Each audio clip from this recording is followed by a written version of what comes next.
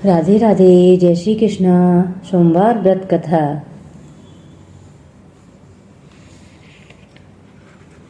इस व्रत को करने वाले को चाहिए कि वह सोमवार को प्रातःकाल काले तिल का तेल लगाकर स्नान आदि करे। फिर सोमवार का व्रत साधारणतः दिन की तीसरी पहर तक होता है। व्रत में फलाहार या पारण का कोई खास नियम नहीं है, किंतु यह आवश्यक है कि दिन रात में केवल एक समय भोजन करे।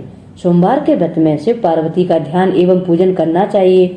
सोमवार के व्रत 3 प्रकार के हैं: साधारण प्रति सोमवार, सौम्य प्रदोष और 16 सोमवार। विधि तीनों की एक जैसी है। शिव पूजन के बाद कथा सुननी चाहिए। प्रदोष व्रत 16 सोमवार प्रति सोमवार कथा तीनों की अलग अलग है। जो भी मनुष्य विधि पूर्वक सोमवार के व्रत को करता है उसके सभी मनोरथ सिद्ध होते हैं। अंत में वह शिवलोक में जाकर शिव जी के उत्तम सुखों को भोगता है। कथा है, एक बहुत धनवान साहूकार था जिसके घर धन आदि किसी प्रकार की कोई कमी नहीं थी, किंतु उसको एक दुख था कि उसके कोई पुत्र नहीं था। वह इसी चिंता में रात दिन रहता था।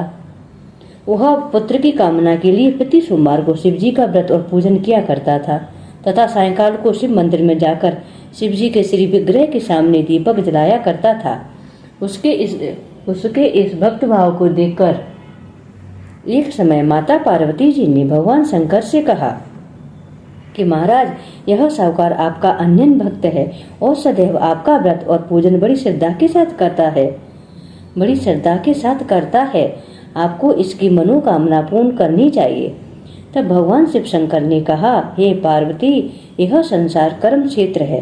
किसान खेत में जैसा बीज बोता है वैसा ही फल काटता है। उसी प्रकार इस संसार में प्राणी जैसा कर्म करते हैं वैसा ही फल भोगते हैं। माता पार्वती जी ने अत्यंत आग्रह से कहा, हे प्रभु, जब यह आपका अनन्य भक्त है और इसको यदि किसी प्रकार का दुख है तो आपको उसे अवश्य दूर करना चाहिए, क्योंकि आप सदैव अपने भक्तों पर दयालु होते हैं और उनके दुखों को दूर करते हैं। यदि आप ऐसा नहीं करेंगे तो मनुष्य आपकी सेवा तथा व्रत क्यों करेंगे। माता पार्वती जी का ऐसा आग्रह देख भगवान शंकर कहने लगे कि हे पार्वती, इसके कोई पुत्र नहीं है। इसी चिंता में यह अति दुखी रहता है। इसके भाग्य में पुत्र न होने पर भी मैं इसको पुत्र की प्राप्ति का वर देता हूँ, किंतु वह पुत्र केवल 12 वर्ष तक जीवित रहेगा। उसके बाद वह मृत्यु को प्राप्त हो जाएगा। इससे अधिक मैं इसके लिए और कुछ नहीं कर सकता। जब यह बातें साहूकार को ज्ञात हुई तो उसको न कुछ प्रसन्नता हुई और न ही कुछ दुख हुआ। वह पहले के समान ही शिवजी भगवान का व्रत और पूजन करता रहा। कुछ काल व्यतीत हो जाने पर साहूकार की स्त्री गर्भवती हुई और 10वें माह में उसके गर्भ से अति सुंदर पुत्र की प्राप्ति हुई। साहूकार के घर में बहुत खुशी मनाई गई, किंतु साहूकार ने उसकी केवल 12 वर्ष की आयु जानकर कोई अधिक प्रसन्नता प्रकट नहीं की और न ही किसी को यह भेद बताया। जब वह बालक 11 वर्ष का हो गया तो उस बालक की माता ने उसके पिता से विवाह आदि के लिए कहा, तो वह साहूकार कहने लगा कि अभी मैं इसका विवाह नहीं करूंगा, अपने पुत्र को काशी जी पढ़ने के लिए भेजूंगा। फिर साहूकार ने अपने साले अर्थात बालक के मामा को बुलाकर तथा उसको बहुत सा धन देकर कहा, तुम इस बालक को काशी पढ़ने के लिए ले जाओ और मार्ग में जिस स्थान पर भी जाओ यज्ञ करते ब्राह्मणों को भोजन कराते हुए जाना। वह दोनों मामा भांजे यज्ञ करते और ब्राह्मणों को भोजन कराते हुए जा रहे थे। मार्ग में एक शहर पड़ा। उस शहर में एक राजा की कन्या का विवाह था और दूसरे राजा का लड़का जो विवाह कराने के लिए बारात लेकर आया था वह एक आंख से काना था। उसके पिता को इस बात की बड़ी चिंता थी कि कहीं वर को देख कन्या के माता पिता विवाह में किसी प्रकार की अड़चन पैदा न कर दें। इस कारण जब उसने अति सुंदर सेठ के लड़के को देखा तो उसने मन में विचार किया, क्यों न दरवाजे के समय इस लड़के से वर का काम चलाया जाए। ऐसा विचार कर वर के पिता ने उस लड़के और मामा से बात की तो वे दोनों राजी हो गए। फिर उस लड़के को वर के कपड़े पहनाकर तथा घोड़ी पर चढ़ाकर द्वार पर ले गए। सब कार्य प्रसन्नता से पूर्ण हो गया। फिर वर के पिता ने सोचा, यदि विवाह कार्य भी इसी लड़के से करा लिया जाए तो इसमें क्या बुराई है। ऐसा विचार कर लड़के और उसके मामा से कहा, यदि आप फेरों और कन्यादान का कार्य भी करा दें तो आपकी बड़ी कृपा होगी। मैं इसके बदले में आपको बहुत सारा धन दूंगा। तो उन्होंने स्वीकार कर लिया। विवाह कार्य भी बहुत अच्छी तरह से संपन्न हो गया। किंतु जिस समय लड़का जाने लगा तो उसने राजकुमारी की चुनरी के पल्ले पर लिख दिया था कि तेरा विवाह तो मेरे साथ हुआ है, किंतु जिस राजकुमार के साथ तुमको भेजेंगे वह एक आंख से काना है। मैं काशी पढ़ने जा रहा हूँ। लड़के के जाने के बाद राजकुमारी ने जब अपनी चुनरी पर ऐसा लिखा पाया तो उसने राजकुमार के साथ जाने से मना कर दिया और कहा, यह मेरा पति नहीं है, मेरा विवाह इसके साथ नहीं हुआ है। जिसके साथ मेरा विवाह संपन्न हुआ है वह तो काशी पढ़ने गया है। राजकुमारी के माता पिता ने अपनी कन्या को विदा नहीं किया और बारात वापस चली गई। उधर सेठ का लड़का और उसका मामा काशी पहुंच गए। वहां जाकर मामा ने यज्ञ करना और लड़के ने पढ़ना शुरू कर दिया। अब लड़के की आयु 12 वर्ष पूरी हो गई। उस दिन उसके मामा ने यज्ञ रखा था।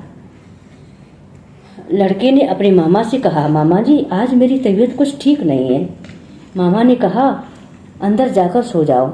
इस प्रकार लड़का अंदर जाकर सो गया और थोड़ी देर में उसके प्राण निकल गए। जब उसके मामा ने अंदर आकर देखा कि वह मुर्दा पड़ा है, यह देखकर उसे बहुत दुख हुआ और उसने सोचा कि यदि मैं अभी रोना पीटना मचा दूंगा तो यज्ञ का कार्य अधूरा रह जाएगा। अतः उसने जल्दी से यज्ञ का कार्य समाप्त कर ब्राह्मणों के जाने के बाद रोना पीटना आरंभ कर दिया। संयोगवश उसी समय भगवान शिव माता पार्वती जी उधर से आ रहे थे। जब उन्होंने जोर जोर से रोने की आवाज सुनी तो माता पार्वती जी कहने लगी, हे प्रभु, कोई दुखिया रो रहा है, इसके कष्ट को दूर कीजिए।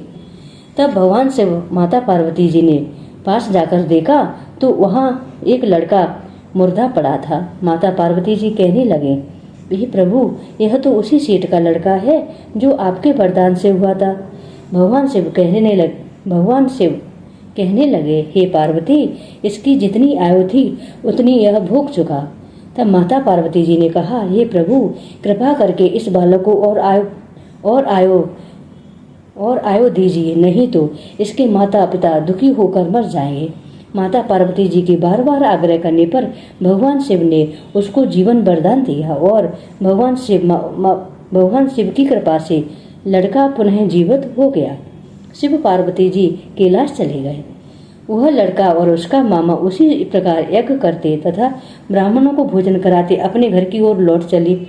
मार्ग में उसी शहर में आए जहाँ लड़के का विवाह हुआ था। वहां पर आकर उन्होंने यज्ञ आरंभ कर दिया तो उस लड़के के ससुर ने उनको पहचान लिया और अपने महल में ले जाकर उसका बड़ा आदर सत्कार किया तथा बहुत से दास दासियों सहित आदर पूर्वक लड़की और जमाई को विदा किया।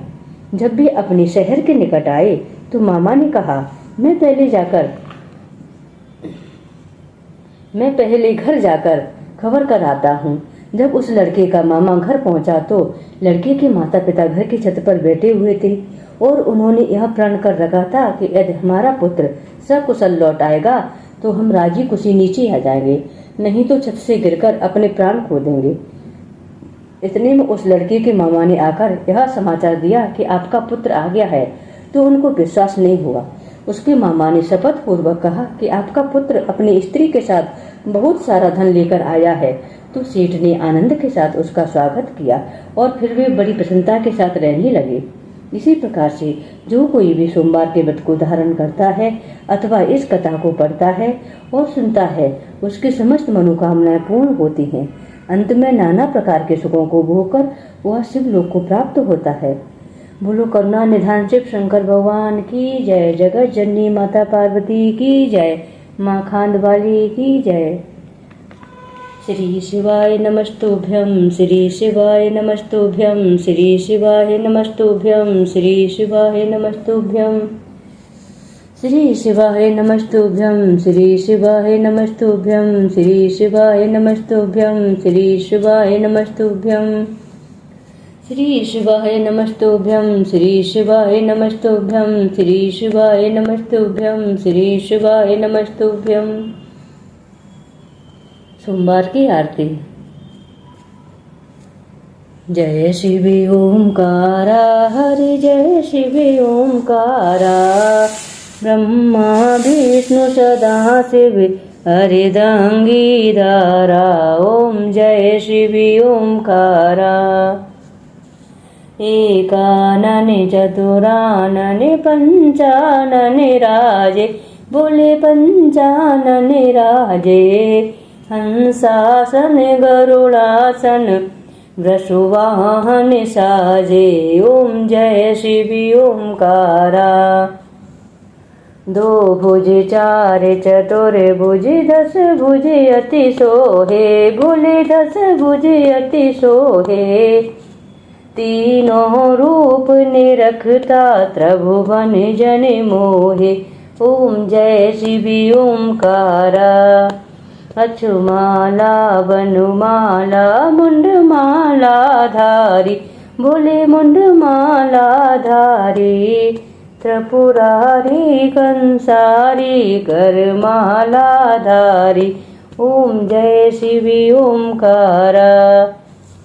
श्वेतांबर पीतांबरी बागंबरी अंगे, बोले बागंबरी अंगे। सनकादिक ब्रह्मादिक भूतादिक संगे, ओम जय शिव ओमकारा। हरि जय शिव ओमकारा। कर में श्रेष्ठ कमंडल चक्र त्रिशूल धरता, बोले चक्र त्रिशूल धरता। जग करता जग भरता जग पालन करता, ओम जय शिव ओमकारा। ब्रह्मा विष्णु सदा शिव जानते अविवेका, बोले जानते अविवेका। प्रणवाचर के माध्यम ये तीनों एका, ओम जय शिव ओमकारा।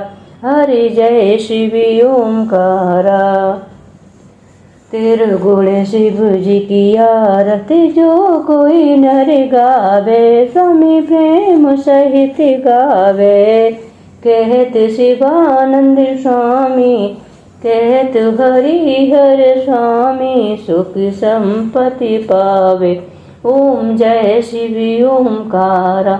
हरि जय शिव ओमकारा, ओम जय शिव ओमकारा। हरि जय शिव ओमकारा। बोलो करुणा निधान शिव शंकर भगवान की जय। बर्फानी बाबा की जय। काशी विश्वनाथ बाबा की जय। जगत जननी माँ पार्वती की जय। माँ खांड वाली की जय।